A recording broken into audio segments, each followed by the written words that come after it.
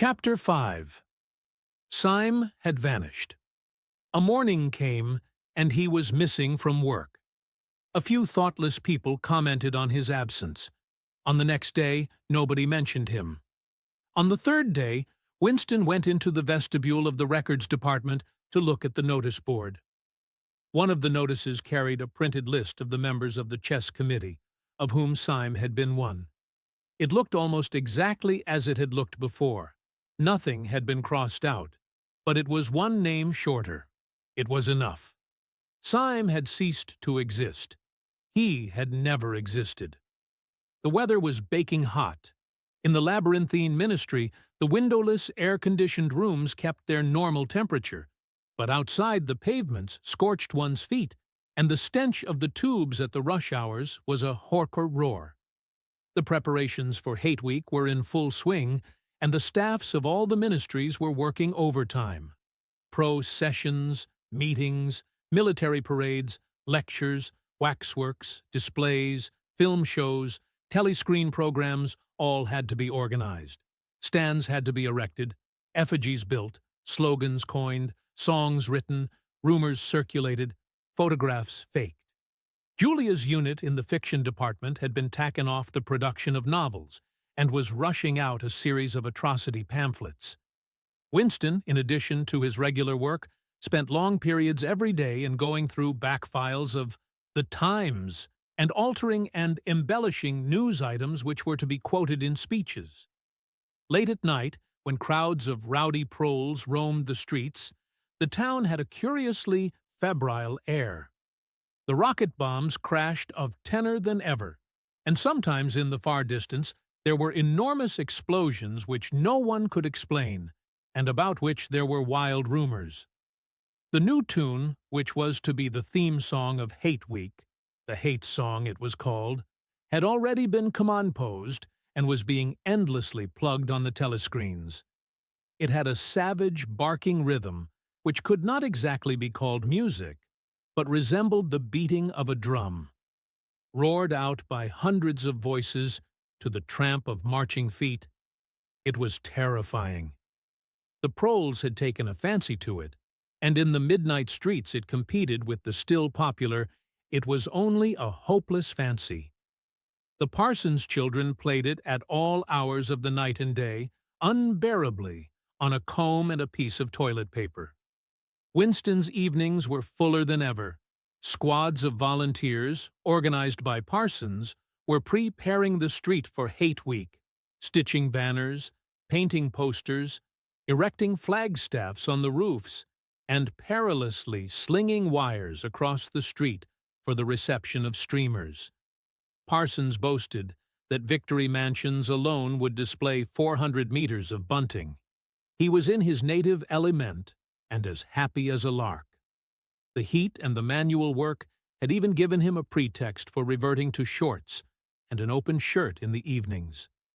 He was everywhere at once, pushing, pulling, sawing, hammering, improvising, jolly-ing everyone along with comradely exhortations and giving out from every fold of his body what seemed an inexhaustible supply of acrid-smelling sweat. A new poster had suddenly appeared all over London. It had no caption and represented simply the monstrous figure of a Eurasian soldier, 3 or 4 meters high, striding forward with expressionless Mongolian face and enormous boots, a submachine gun pointed from his hip.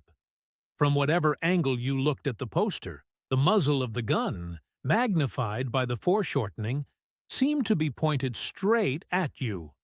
The thing had been plastered on every blank space on every wall, even outnumbering the poor traits of Big Brother.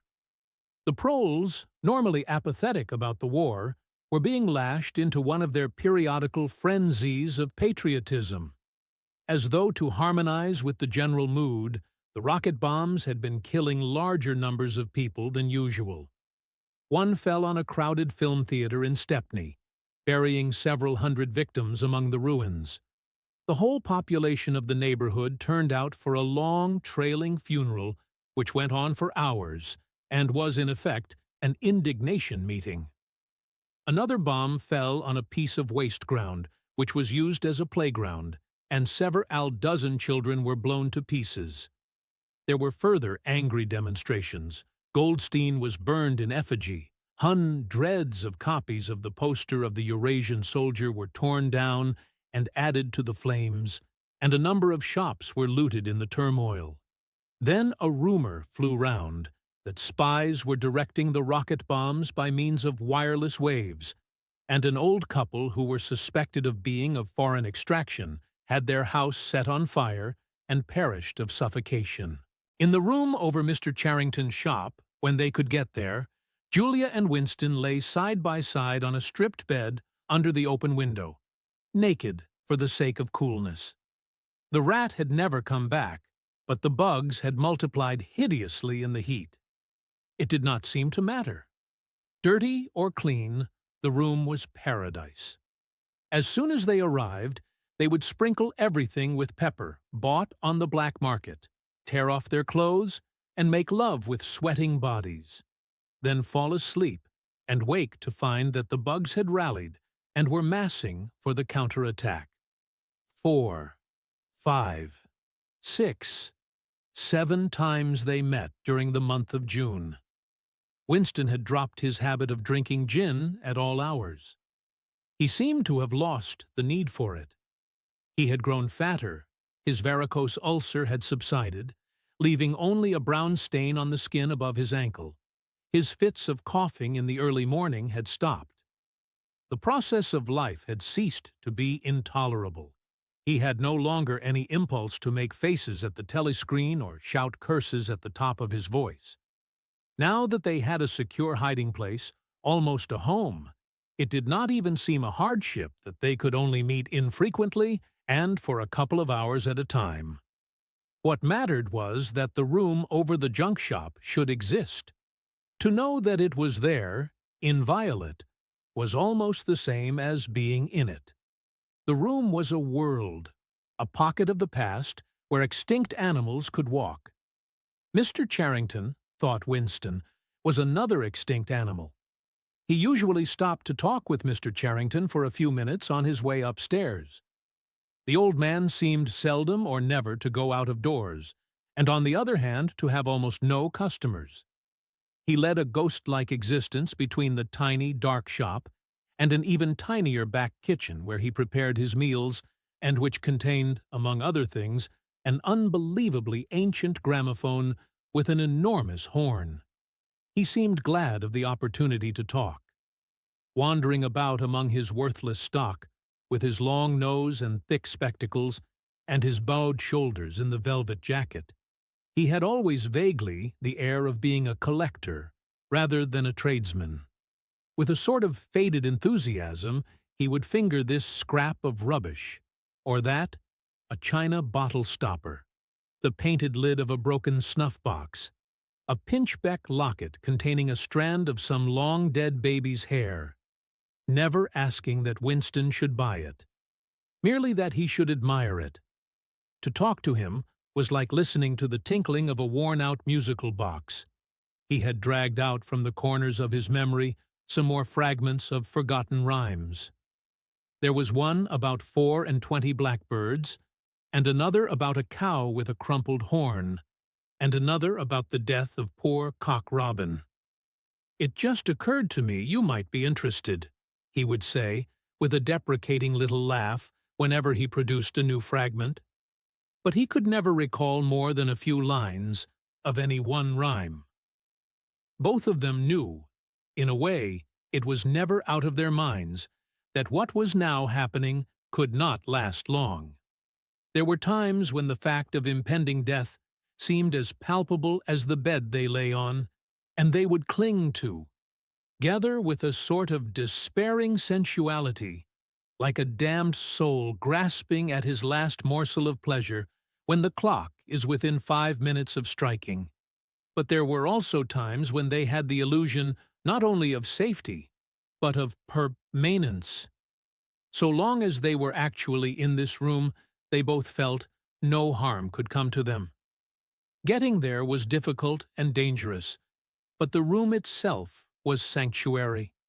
It was as when Winston had gazed into the heart of the pub per weight, with the feeling that it would be possible to get inside that glassy world, and that once inside it, time could be arrested.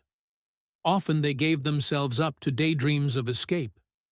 Their luck would hold indefinitely, and they would carry on their intrigue just like this for the remainder of their natural lives.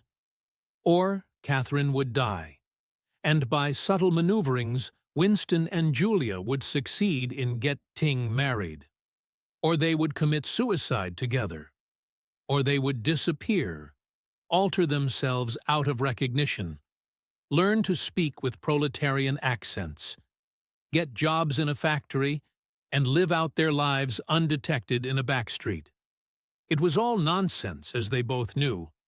In reality, there was no escape. Even the one plan that was practicable, suicide, they had no intention of carrying out. To hang on from day to day and from week to week, spinning out a present that had no future, seemed an unconquerable instinct, just as one's lungs will always draw the next breath so long as there is air available. Sometimes, too, they talked of engaging in active rebel lion against the party, but with no notion of how to take the first step. Even if the fabulous brotherhood was a real ET, there still remained the difficulty of finding one's way into it. He told her of the strange intimacy that existed, or seemed to exist, between himself and O'Brien, and of the impulse he sometimes felt simply to walk into O'Brien's presence, announce that he was the enemy of the party, and demand his help. Curiously enough, this did not strike her as an impossibly rash thing to do.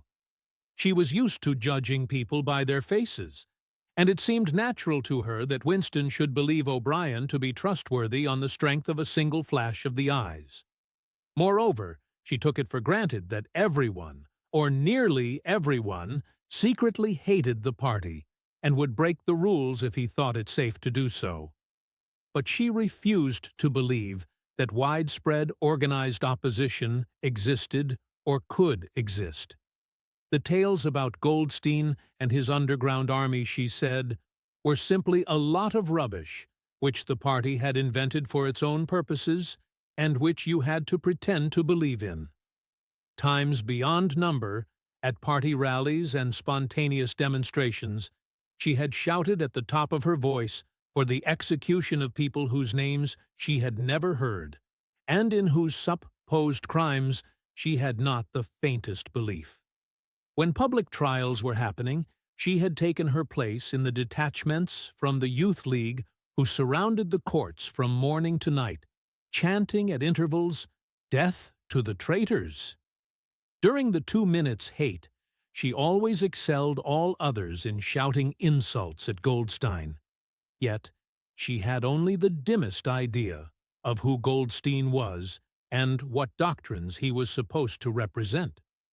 She had grown up since the Revolution and was too young to remember the ideological battles of the 50s and 60s. Such a thing as an independent political movement was outside her imagination, and in any case, the party was invincible. It would always exist, and it would always be the same. You could only rebel against it by secret disobedience, or, at most, by isolated acts of violence such as killing somebody or blowing something up. In some ways, she was far more acute than Winston, and far less susceptible to party propaganda. Once, when he happened in some connection to mention the war against Eurasia, she startled him by saying casually that in her open ion the war was not happening. The rocket bombs which fell daily on London were probably fired by the government of Oceania itself, just to keep people frightened. This was an idea that had literally never occurred to him. She also stirred a sort of envy in him by telling him that during the 2 minutes hate, her great difficulty was to avoid bursting out laughing. But she only questioned the teachings of the party when they in some way touched upon her own life. Often she was ready to accept the official mythology, simply because the difference between truth and falsehood did not seem important to her. She believed, for instance, having learnt it at school, that the party had invented aeroplanes. In his own school days, Winston remembered in the late 50s, it was only the helicopter that the party claimed to have invented. A dozen years later, when Julia was at school, it was already claiming the aeroplane. One generation more, and it would be claiming the steam engine. And when he told her that aeroplanes had been in existence before he was born, and long before the Revolution, the fact struck her as totally uninteresting. After all, what did it matter who had invented aeroplanes? It was rather more of a shock to him when he discovered from some chance remark that she did not remember that Oceania, 4 years ago, had been at war with Eastasia and at peace with Eurasia. It was true that she regarded the whole war as a sham, but apparently she had not even noticed that the name of the enemy had changed. "I thought we'd always been at war with Eurasia," she said vaguely. It frightened him a little. The invention of aeroplanes dated from long before her birth, but the switchover in the war had happened only 4 years ago, well after she was grown up. He argued with her about it for perhaps a quarter of an hour. In the end, he succeeded in forcing her memory back until she did dimly recall that at one time Eastasia and not Eurasia had been the enemy. But the issue still struck her as unimportant. "Who cares?" she said impatiently. "It's always one bloody war after another, and one knows the news is all lies anyway." Sometimes he talked to her of the records department and the impudent forgeries that he committed there. Such things did not appear to horrify her. She did not feel the abyss opening beneath her feet at the thought of lies becoming truths. He told her the story of Jones, Aronson, and Rutherford, and the momentous slip of paper which he had once held between his fingers. It did not make much impression on her. At first, indeed, she failed to grasp the point of the story. "Were they friends of yours?" she said. "No, I never knew them. They were inner party members. Besides, they were far older men than I was. They belonged to the old days, before the Revolution. I barely knew them by sight." "Then what was there to worry about? People are being killed off all the time, aren't they?" He tried to make her understand. This was an exceptional case. It wasn't just a question of somebody being killed. Do you realize that the past, starting from yesterday, has been actually abolished? If it survives anywhere, it's in a few solid objects, with no words attached to them, like that lump of glass there. Already we know almost literally nothing about the Revolution, and the years before the Revolution. Every record has been destroyed or falsified. Every book has been rewritten. Every picture has been repainted. Every statue and street and building has been renamed. Every date has been altered. And that process is continuing day by day and minute by minute. History has stopped. Nothing exists except an endless present in which the party is always right. I know, of course, that the past is falsified, but it would never be possible for me to prove it, even when I did the falsification myself. After the thing is done, no evidence ever remains. The only evidence is inside my own mind, and I don't know with any certainty that any other human being shares my memories. Just in that one instance, in my whole life, I did possess actual concrete evidence after the event, years after it. And what good was that? It was no good, because I threw it away a few minutes later. But if the same thing happened today, I should keep it. "Well, I wouldn't," said Julia. "I'm quite ready to take risks, but only for something worthwhile, not for bits of old newspaper. What could you have done with it, even if you had kept it?" "Not much, perhaps, but it was evidence. It might have planted a few doubts here and there, supposing that I'd dared to show it to anybody.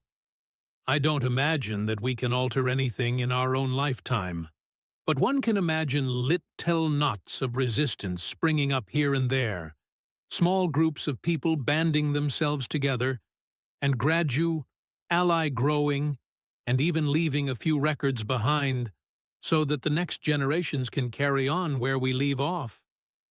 I'm not interested in the next generation, dear. I'm interested in US. You're only a rebel from the waist downwards, he told her. She thought this brilliantly witty, and flung her arms round him in delight. In the ramifications of party doctrine, she had not the faintest interest.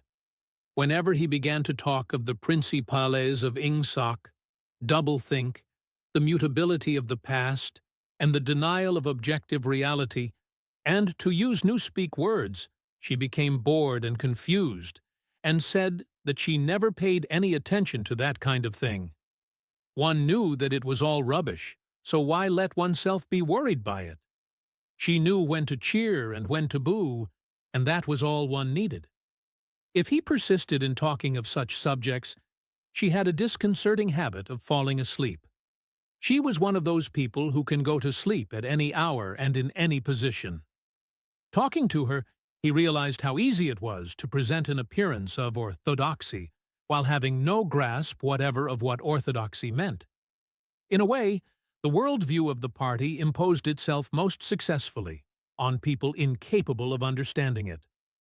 They could be made to accept the most flagrant violations of reality, because they never fully grasped the enormity of what was demanded of them, and were not sufficiently interested in public events to notice what was happening. By lack of understanding, they remained sane. They simply swallowed everything, and what they swallowed did them no harm, because it left no residue behind, just as a grain of corn will pass undigested through the body of a bird.